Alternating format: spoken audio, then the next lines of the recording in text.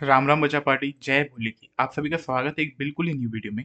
बेटा इस वीडियो में हम शुरू करने जा रहे हैं अपनी फ्लेमिंगो बुक की पहली पोयम माय मदर एट 66। बहुत ही प्यारी पोयम होने वाली है ये। एक माँ और एक बेटी के बड़े ही अच्छे रिश्ते को दर्शाया गया है, वो भी काफी बारीकी से पोइट के द्वारा। तो चलिए बिना किसी देरी के इस पोयम को समझना शुरू करते हैं। हमेशा की तरह हम पहले पोइट के बारे में जानेंगे। इस पोयम की पोइट का नाम है कमला दास। ये इंडियन पोइट है। इनका जन्म मालाबार केरला में हुआ था और ये इंडिया की उस समय की मोस्ट इम्पॉर्टेंट पोइट्स में गिनी जाती थी। फॉरमोस्ट मतलब होता है सबसे महत्वपूर्ण। उनके वर्क्स जाने जाते थे उनकी ओरिजिनलिटी के लिए, वर्सेटैलिटी के लिए और indigenous flavour of the soil के लिए। मतलब ओरिजिनलिटी से ये है कि उनके वर्क सारे ओरिजिनल होते थे, उनका कोई भी आइडिया कहीं से कॉपी पेस्ट नहीं होता था। तो इस बात से सब लोग उन्हें जानते थे कि हाँ ये तो सब कुछ ओरिजिनल लिखती हैं। और वर्सेटाइल का मतलब है कि वो बहुमुख प्रतिभा वाले होते थे। मतलब है इसका कि वो अडेप्ट किए जा सकते थे, कहीं भी अपनी लाइफ में भी हम उसे उतार के देख सकते थे, रख के देख सकते थे, वो फिट बैठते थे। और उनके वर्क से ना एक अपने देश की मिट्टी की खुशबू आती थी। मतलब अपने देश का जो कल्चर है, जो यहाँ के लोगों की सोच है, टेंडेंसी है, धारणा है, वो सब झलकती थी। और कमला दास ने कई सारी नॉवेल्स और शॉर्ट स्टोरीज बेटा इंग्लिश में भी लिखे और मलयालम में भी लिखे हैं, जिनमें से कि एक का नाम है माधवी कुट्टी। बाकी इन्होंने इंग्लिश में एक नॉवल भी लिखी थी अल्फाबेट ऑफ लस्ट, और एक शॉर्ट स्टोरी का कलेक्शन भी लिखा था पद्मावती द हेलॉट, और अदर स्टोरीज करके भी इनकी किताब थी। इसी के साथ साथ बेटा इन्होंने 5 बुक्स और लिखी थी पोइट्री की। ठीक है, तो यहाँ पर इन्हें आपके वक्त के बारे में बताया गया है। अब कमला दास के बारे में जानते हैं। कमला दास एक बहुत ही सेंसिटिव राइटर थी। सेंसिटिव मतलब होता है बेटा संवेदनशील, जिसे छोटी छोटी बातों का फर्क पड़ता है, अच्छा लगता है उनसे बुरा लगता है, तो वो ऐसी राइटर थी जो कि अपनी पोएम में कैप्चर करा करती थी complex subtleties of human relationship. Complex subtleties होता है delicacies.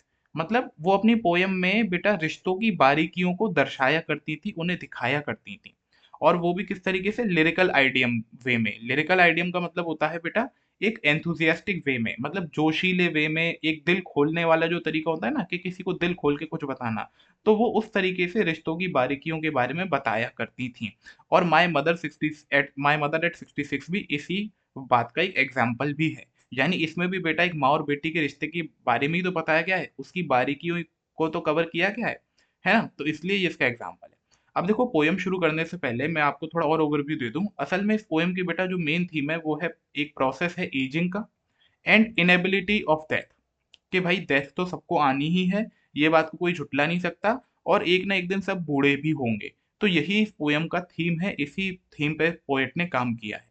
Ageing is a natural process. Have you ever thought about what our elderly parents expect from us? तो यहाँ पर लिखा हुआ है बेसिकली कि एजिंग एक नेचुरल प्रोसेस होता है। बच्चा पहले पैदा होता है तो छोटा सा होता है, फिर जवान होता है, फिर बूढ़ा होता है। अब क्या कभी आप सबने सोचा है बेटा, जब आप लोग जवान हो जाएंगे और आपके माता पिता बूढ़े हो जाएंगे तो वो आपसे क्या एक्सपेक्टेशन रखेंगे, या क्या वो आपसे क्या एक्सपेक्ट करते हैं? क्या आपने कभी इस बारे में सोचा है? तो चलिए पोएम पढ़ते हैं और फिर समझते हैं पूरा ढंग से। बढ़िया। Driving from my parents home to Cochin last Friday, I saw my mother beside me. तो यहाँ पर पोइट कह रही है कि जब मैं पिछले शुक्रवार को अपने पेरेंट्स के घर से कोचिन जा रही थी, जहाँ पर एयरपोर्ट है, तब मैंने अपनी माँ को अपने बगल में देखा। मतलब ये एक गाड़ी में जा रही होंगी तो इनकी माँ और ये बगल में बैठी थी, और ये कहाँ जा रही थी? एयरपोर्ट जा रही थी। कहाँ से? अपने माँ बाप के घर से। और एयरपोर्ट कहाँ है? कोचिन में है। बेसिकली अब यहाँ पे ये दिखाया जा रहा है कि इन्हें इनके बूढ़े माँ बाप को छोड़ के जाना पड़ रहा था अपनी और भी रिस्पॉन्सिबिलिटीज की वजह से। तो वो अपने बगल में अपनी माँ को देखती हैं, और उनकी माँ की कंडीशन कैसी थी? Doze, open mouth health, her face ashen like that of corpse. बिल्कुल डोज थी। डोज मतलब होता है हाफ स्लीपी। मतलब एक तरीके से वो आधी सो सी रही थी, झपकी सी वो ले रही थी। और ओपन माउथ मतलब उनका मुंह खुला हुआ था। बेटा आपने देखा होगा कि अगर हमारी बहुत तबीयत खराब होती है, या कोई भी हमारे रेस्पिरेटरी सिस्टम में इशू होता है, या मतलब अगर हम बहुत ज्यादा वीक होते हैं, तो हम नाक के साथ साथ मुंह से भी सांस लेने लगते हैं। हमारी बॉडी में जब बहुत दिक्कतें होने लगती हैं तो तब ऐसा होता है। तो उनकी माँ मुंह से सांस ले रही थी, वो आधी सो रही थी, झपकी ले रही थी, और उनका चेहरा तो एक मुर्दे के चेहरे के समान हो रहा था। कॉर्प्स का मतलब होता है डेड बॉडी। तो ऐसा पोइट ने क्यों कहा है? क्योंकि बेटा उनका चेहरा उतना ही डल लग रहा था, पेल था, वीक था, जितना कि एक मुर्दे का चेहरा होता है। मतलब कोई लाइफ ही नहीं दिख रही थी उनके चेहरे पे। वो इतनी बीमार थी कि वो इतना वीक उनका फेस लग रहा था कि जैसे कोई डेड बॉडी का फेस हो। एशन का मतलब होता है राख। तो जैसे उनका चेहरा ना एकदम राख की तरह लग रहा था। राख का कोई कलर नहीं होता है ना, कोई भी उसमें हमें मतलब लाइफ नहीं दिखाई देती है, कोई भी जॉय नहीं होता है उसका। तो बिल्कुल वैसे ही उनकी माँ का चेहरा भी दिख रहा था। और फिर जब वो अपनी माँ की ऐसी कंडीशन को देखती हैं, तो वो लिखती हैं कि and realised with the pain that she was as old as she looked but soon. तो मतलब जब वो इनकी कंडीशन देखती हैं तो फिर वो अपने उस दर्द को रियलाइज करती हैं, उस पेन को महसूस करती हैं कि अब उनकी माँ उतनी ही बूढ़ी हो चुकी है जितनी वो दिखती भी है। बहुत गहरी लाइन है बेटा, समझिएगा। आप लोगों ने अपने पेरेंट्स को बेटा जवान देखा है, अब वो अपनी एक मैच्योरिटी वाली उम्र पे हैं। मतलब आपने उन्हें ऐसा देखा है कि वो पूरी एनर्जी में है, जोश में है, और कोई भी उनसे चलते-फिरते कह भी देता होगा, "अरे यार, तुम तो लगते ही नहीं हो कि तुम्हारा बेटा 12th क्लास में आ गया है।" हैं? तो ऐसा आपको लगता है ना, तो आपको ये सुन के बड़ी खुशी होती है कि मेरे माँ-बाप तो अभी भी बड़े यंग से लगते हैं, बड़ी एनर्जेटिक से लगते हैं। लेकिन अब पोएट यहाँ पर लिख रही हैं कि उनकी माँ सच में उतनी बूढ़ी दिख रही हैं जितनी वो हो चुकी हैं। मतलब अब उनकी एज रिफ्लेक्ट कर रही है उनके फेस से। अब सच में लग रहा है कि भाई ये तो काफ़ी बूढ़ी हो चुकी हैं, काफ़ी ढल गई हैं, इनकी उम्र काफ़ी बीमार-सी लग रही हैं, कि अब तो इनके जाने का समय निकट आ गया है बेटा। कहाँ जाने का? स्वर्ग सिधारने का समय। यानी उनके मरने का समय निकट आ गया है, उनके चेहरे से, उनकी एज से ऐसा लग रहा है। लेकिन फिर पोएट कहती हैं, "but soon put that thought away and looked out at the young trees sprinting, the मेरी चिल्ड्रन स्माइलिंग।" अब देखो, लेकिन फिर पोएट एकदम तुरंत कहती हैं, देखो अगर आप कभी भी ऐसा सोच रहे हो ना कि मान के चलो आपके माँ-बाप बहुत बूढ़े हो जाएँ, तो बेटा आपसे वो कंडीशन देखी नहीं जाती है कि जो उनकी वो असमर्थता को आपसे देखा नहीं जाता है। और फिर यार अब तुम्हें भी लगने लगता है कि हाँ, अब तो ये उतने बूढ़े हो भी गए हैं जितने ये लग रहे हैं। लेकिन फिर तुम्हें मन में उल्टे-सीधे ख़्याल आने लगते हैं कि अब ये मुझे छोड़ के चले जाएँगे, मुझसे दूर हो जाएँगे। पर हम लोगों की बेटा एक टेंडेंसी होती है, हम ह्यूमन एक टेंडेंसी होती है कि मतलब हम लोग इस बारे में सोचना ही नहीं चाहते। हम लोग इस बारे में बिल्कुल भी थॉट नहीं अपने मन में कोई उल्टा-सीधा लाना चाहते हैं, तो फिर इसीलिए जब पोएट को ऐसे उल्टे-सीधे थॉट आने लगते हैं, वो एकदम अपनी वहाँ से निगाह हटा लेती हैं और फिर वो गाड़ी के बाहर देखने लगती हैं। और वो गाड़ी के बाहर क्या देखती हैं कि यंग ट्रीज़ स्प्रिंट कर रहे हैं और मेरी चिल्ड्रन स्पिल कर रहे हैं आउट ऑफ देयर होम्स। कि भाई जो यंग से पेड़ हैं, वो दौड़ रहे हैं और बच्चे जो हैं खुशी में वो झूम के खेल रहे हैं, बिखर के खेल रहे हैं अपने घरों से बाहर। अब मैं थोड़ा आपको यहाँ पर रोकना चाहूँगा और आपको कुछ बताना चाहूँगा। देखो, यहाँ पर ट्रीज़ स्प्रिंटिंग का मतलब क्या है पहले तो? ये समझो जब गाड़ी चलती है तो पेड़ बेटा हमें ऐसा लगता है पीछे जा रहे हैं, दौड़ तो नहीं हो रहे होते हैं, लेकिन वैसा लगता है कि वो पीछे की तरफ दौड़ रहे हैं, तो वही बात है। अब इसमें थोड़ा पोएटिक डिवाइस समझ लेते हैं। ट्रीज़ स्प्रिंटिंग, क्या बेटा पेड़ दौड़ सकते हैं? नहीं, इंसान दौड़ सकते हैं ना, तो इसलिए इसमें इसे पर्सोनिफाई किया गया है, इसलिए यहाँ पर पर्सोनिफिकेशन का अपना पोएटिक डिवाइस है। बाकी बेटा ये कंट्रास्ट में दिखाया गया है कि कैसे उनकी माँ कितनी वीक है, डल है और कहाँ ये पेड़ों का दौड़ता हुआ एक्शन। तो ये पोएट ने कंट्रास्ट इमेज यूज़ करी है उसकी माँ के खिलाफ।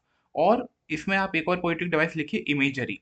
इमेजरी क्यों मैं आपको बता रहा हूँ? देखो जब मैंने आपसे कहा कि पेड़ दौड़ रहे हैं, तो सबके मन में एक ना एक इमेज तो आई होगी कि हाँ, हम भी गाड़ी में जाते हैं तो हमें भी पेड़ दौड़ते हुए लगते हैं।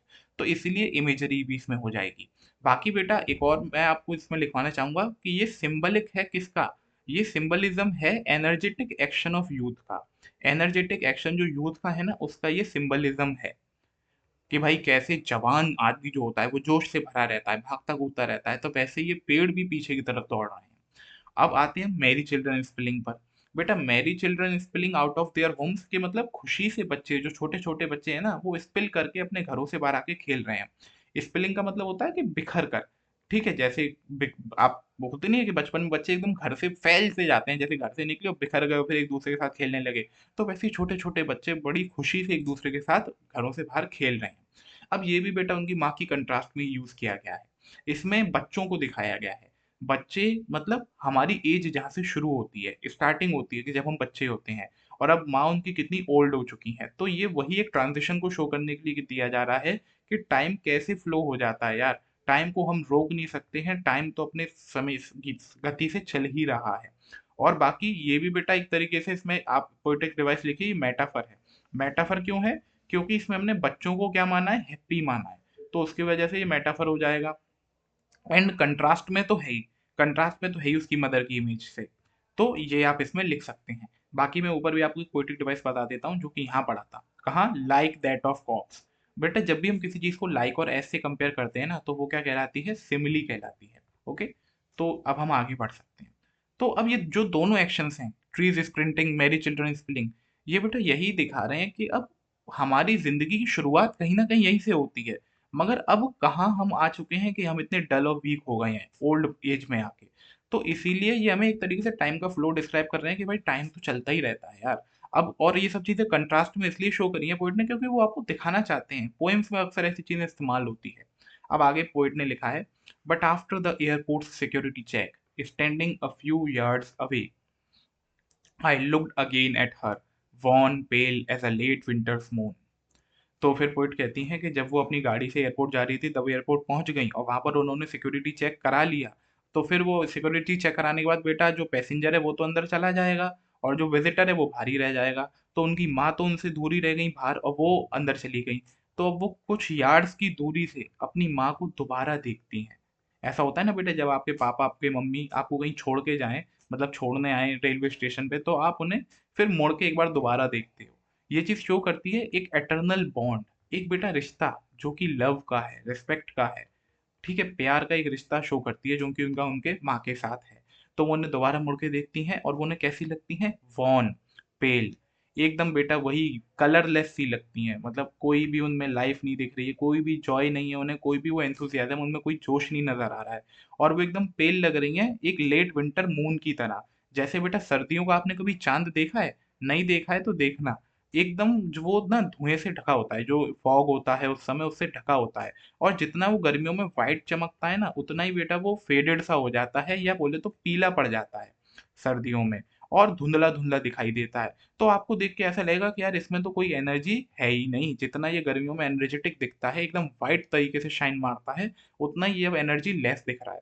तो ऐसे ही उनकी माँ का भी चेहरा अब हो गया है उतना ही पीला। पेल मतलब होता है बेटा पीला। उतना ही पीला हो गया है जैसे एक चंद्रमा होता है सर्दियों का, उतना ही फेडेड हो गया है, उतना ही एनर्जी लेस हो गया है। और फिर मतलब ये वो देखकर ना फिर वो क्या कहती हैं, and felt that old familiar एक, माय चाइल्डहुड्स फियर। और फिर मतलब ये देख के ना वो अपने पुराने जानी पहचाने दर्द, फेमिलियर एक का मतलब है जाने पहचाने दर्द को महसूस करती हैं कि उनके जो बचपन का डर था उन्हें हमेशा से, कि यार बचपन में देखो सब बच्चों को होता है। कभी कभी तो वो सोचते ही होंगे, आप लोगों ने कभी सोचा होगा कि यार एक ना एक दिन तो मेरे माँ बाप मुझसे दूर हो ही जाएंगे ना, वो लोग मुझे छोड़ के चले जाएंगे ना। तो वही जो उनका डर था, अब वो दोबारा उसको महसूस कर रही होती हैं अपनी माँ की शक्ल को देख के, उनके फेस को देख के, उनकी बॉडी को देख के। और पर अब देखो क्या था, अब जाने का समय आ गया था बेटा, अपनी पैसेंजर को जाना था प्लेन में बैठने और माँ भी अब उनकी चली जाएंगी। तो अब होता है एक दूसरे को ग्रीट करने का समय, कि भाई अलविदा कहने का समय, ठीक है, फेयरवेल देने का समय होता है, ग्रीट का नहीं फेयरवेल का समय होता है। तो अब वो कैसे फेयरवेल दी जाए ऐसे मौकों पे?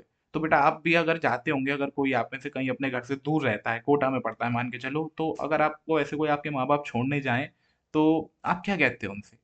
फिर मिलेंगे, जल्द मिलेंगे। मतलब तो यहाँ पर हमारी पोएट भी कहती हैं कि but all I said was see you soon Amma. मैं कुछ भी नहीं कह पाई, मेरे मन में जो डर था उसे दबा दिया मैंने, बस मैंने इतना कहा कि फिर मिलेंगे अम्मा। अब उन्होंने ऐसा क्यों कहा? बेटा जबकि उन्हें मालूम है कि उनकी अम्मा की तो ऐसी हालत भी नहीं है कि वो उन्हें दोबारा मिल भी सकें। क्या पता उनके लौटने तक वो रहें ही ना। ये कहकर वो उन्हें एक होप दे रही है कि हाँ अम्मा हम दोनों फिर मिलेंगे, तुम्हें कुछ नहीं होगा, तुम कहीं नहीं जाओगी, तुम मेरे पास ही रहोगी, मेरे साथ रहोगी और मैं देखना तुमसे जल्द मिलने आऊंगी। जैसे हम अपने पेरेंट्स को होप देते हैं कि हाँ जल्द मिलेंगे पापा, जल्द मिलेंगे मम्मी। तो मतलब उनके अंदर तो बेटा एक गुबार है, एक बहुत डर है, वो अंदर से तो काफ़ी डरी हुई हैं कि उनकी माँ की कंडीशन इतनी वीक है, किसी भी पल उन्हें कुछ भी हो सकता है।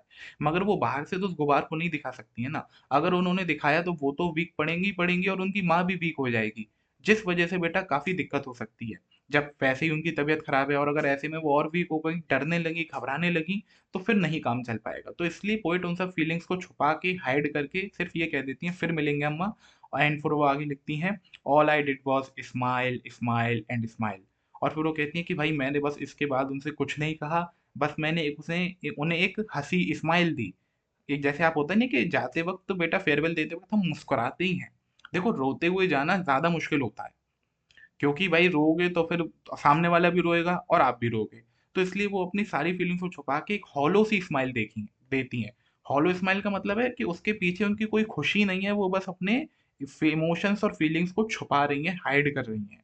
तो एक हॉलो सी स्माइल देती हैं और इसका देखो यहाँ पर एक अपना पोएटिक डिवाइस भी है, स्माइल स्माइल एंड स्माइल।